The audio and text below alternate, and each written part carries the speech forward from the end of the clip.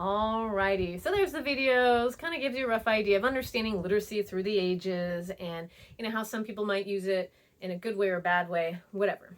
The whole idea here is, how is this affecting young writers? How is this affecting us as writers? When we have people, in their, beliefs that their way is the right way, right? And then they come at us and go, you're not doing that right. And it's like, well, things are changing, communications change, and so then we have to adapt. Okay, Mr. Harvey from the chapter Obituary from Wild Meat and the Bully Burger, his conception of proper grammar is correct in a systematically racist society.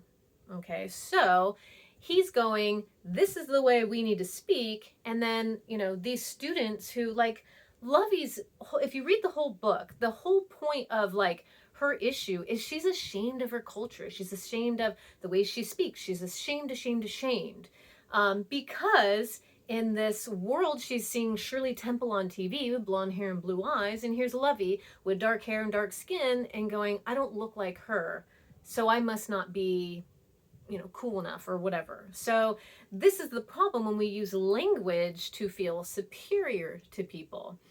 Okay, so when a company or employer is fixated on the proper way one might speak or write, they're unconsciously putting up a barrier against second language learners. And, to have the ability to speak a second language is amazing. This is what they're looking for now. And they're having a struggle of finding people who are second language learners, because my mom, God bless her soul, comes to, I think she's a second generation. So she comes to America and she's going to school. And unfortunately, she's being, there's no bilingual classes. She doesn't know how to speak English. So she's in class struggling because she can't understand what's going on. But she speaks two languages now. And when we were kids, she didn't want to teach us Spanish because she was afraid it would confuse us.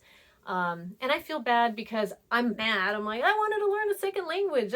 My worst grades in school were Spanish, because when, me and my mom were talking, it was always, different. It was not Spain Spanish, and Spain Spanish is the Spanish that they were teaching in my school. So anyway, long story short, I am not good at a second language, and I'm very disheartened by that. And it's all because again, that systematic racist society where, English only, or as people say, speak American, which is wildly inappropriate and not the right thing to say. So be mindful if ever you use that term, totally incorrect, okay? In America, we speak all languages, okay? So anyway, that's one thing that, kind of irks me about that Lucy video and, Mr. Harvey is this use of manipulation of literacy. Okay, be mindful. Back in these, other times, literacy was about 5% of the American population, and we are currently at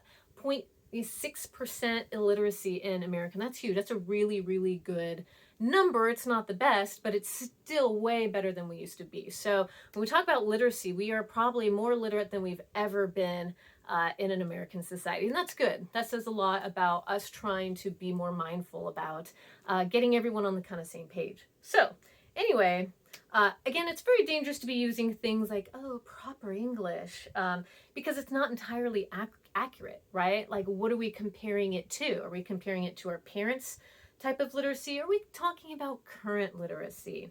Okay, so when we think about literacy, we also forget that a lot of our words are just made up. A lot of the words we use every day were randomly made up by Shakespeare. Yes, Shakespeare, pop culture Shakespeare. Okay, he actually invented about 1,700 of the English words that we use today. He made them up in his poems, in his plays, and we revere Shakespeare as this all holy, oh, Shakespearean, blah blah. In reality, he was not as revered in his time. So over time, right, that's when we start to either appreciate something or understand why things change. Maybe that's just not where we're at anymore. Anyway, long story short, one thing I would love you to take a look at when we're talking about making up words, ever you have a chance, if you are a book reader, Bill Bryson's Made in America. This guy's a little tore up because I use it for my classes, but it literally is a quick, it's very not verbose, it's wordy. It's a wordy book, but it's a good book. And it tells you the history of the words that we use in America. Because when you think about it, we didn't used to have highways. Well, at some point, we had to think of a word to describe a highway. All right, fast food. We can bring it all the way now until, selfies. Okay, the idea of selfies when, remember, you stood in front of a mirror. This was way back in MySpace days. It was you taking a picture of yourself in a mirror. Okay, that's a selfie. If you're in a group and someone's taking the picture for you, that's not a selfie. A selfie is taking a picture of yourself. Okay, I just had to say that because it always irks me when I hear people use it incorrectly, because it's like, but that's not the point. That was like not the point of the selfie. Take a picture of yourself in front of the mirror. Old MySpace. Anyway, okay. Let's see here. So it's perceived notion that English needs to be a certain way or proper, and that is not 100% correct. What is correct is being able to communicate. Okay, we need to be able to communicate clearly, and that's the whole goal of this class. It's composition. It's composing in a way that we're saying exactly what we mean to say. And in order to say exactly what we need to say, we need to understand what is it we're trying to say, and how are we going to do that. Let's see here. I give you a lot to read on purpose. And again, the more you read, the better you become as a writer. And that's my whole goal, is I want you to be great writers. I can't move your hand.